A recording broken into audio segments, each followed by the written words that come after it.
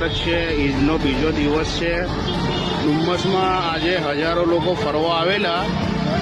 આદરે રાતના 7 વાગેલા છે. અહીંયા બસની અને કોઈ વાહનની વ્યવસ્થા નથી.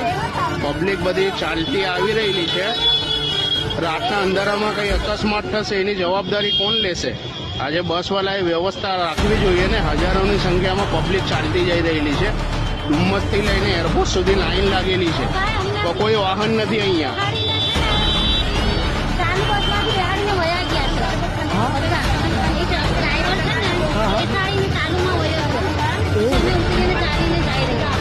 બસમાંથી ઉતારી દીધા તમે લોકોને?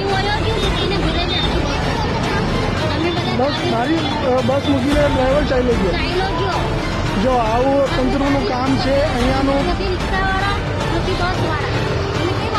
આ બધા ફેમિલી વાળા લોકો છે.